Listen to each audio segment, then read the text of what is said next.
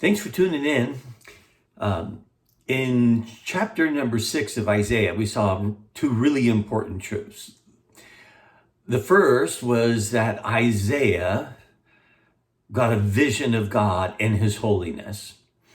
He had been declaring woe on the wicked and woe on the sinful practices and attitudes of the people. But as soon as he got a vision of God and his holiness, his attention was no longer on anyone else. It was simply upon his own desperate need. And he said, woe is me, I'm unclean. And when he received cleansing and forgiveness from God, then he was ready to respond to the calling of God. And God says, who will go for us? Whom shall we send? And Isaiah said, here I am, send me. And he made himself available to be a vessel, to be a voice of what God wanted to speak to the people.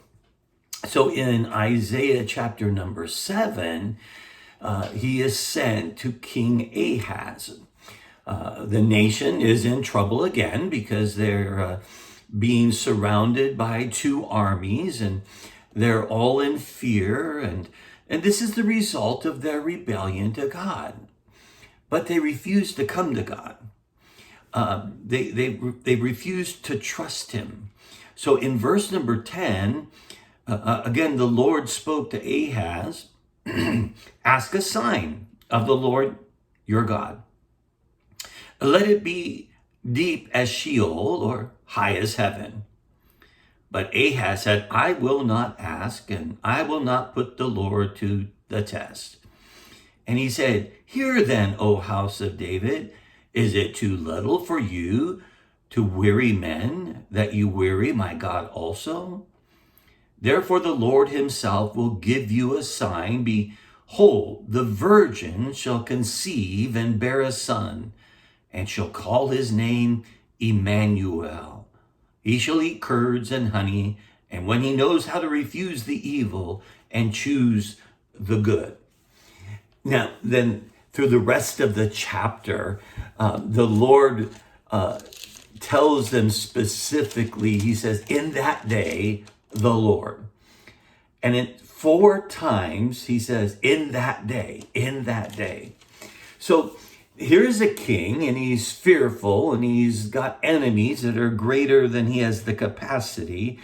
And the Lord sends the prophet to remind him that he has the Almighty as his God. He says, ask me something as deep as hell, as high as heaven. He goes, ask whatever. I'll show you I'm with you. And he says, I refuse to test God. I will not ask.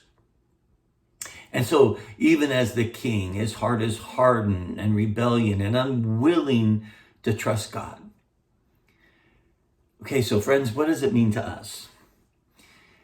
It means to us that even in times of a hardness of heart or rebellion, God's still working to draw us to himself, to soften our hearts. And we can come and we can ask, and we can put the Lord to test. Now, this isn't a negative testing of God. This is just, we can trust him. As new covenant believers, we have the most incredible promises of God. Because it's never about our perfection. It's never about our performance. And when we fall and when we fail, we can test him. We can trust him that he is who he says he is. That he is our great redeemer. That he is long-suffering. He is patient. He has unending love. He has enduring mercies. He has grace that is abundant. He says, that's who he is. And so when they refuse him, and they refuse, they weary the men because of this, and they weary God with all of their complaining and rebellion. He says, therefore, I'm going to give you a sign like no other. A virgin will conceive and bear a son, and his name shall be Immanuel, which is God with us. And he will refuse evil and choose the good. You see, that's the beauty of what we see in the new covenant. So Matthew and Luke and John all proclaim the virgin birth. Chapter 1 of Matthew, verse 23 says, "Behold, the virgin shall conceive and bear a son, and they shall call his name Immanuel," which means God with us. And so here's Mary, who was conceived of the Holy Spirit. The angel comes to her. She's mystified. She says, "So let it be unto me." Her fiance, Joseph, quite confused, but accepts the will of God. And they come to Jerusalem and they pay the tax. And she gives birth to Jesus, Immanuel. The sign of the stars there, the shepherds come and rejoice. Some 2 years later, the wise men show up after seeing the star, and all proclaim the King has come. Hundreds, if not thousands of years before, Isaiah says, "A virgin shall conceive, God with us." And that is the great joy of being a child of the new covenant. God is not distant to us. He is not far off. He rejected evil and chose good. He accepted the will of his Father.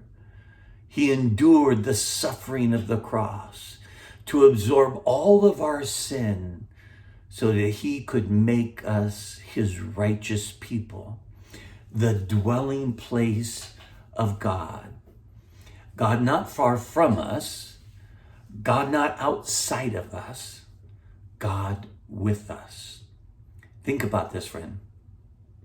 Wherever you go today, as his child, as one who has entrusted yourself to him, given your life to him, received his forgiveness, where is he? He's with you. When the enemy attacks, he's with you. You can test him. You can know. You can have great assurance that he will be faithful to all of his promises. When the storm comes, God with us is our great foundation. When we face illness and sorrow and heartache, we have this great promise, God with us. The one who tells us that he will never leave us nor forsake us. He is Immanuel, God with us. The great promise from Isaiah chapter number 7, revealed in Jesus and your present reality as his child. Enjoy that. Enjoy that and experience that reality today. I love you.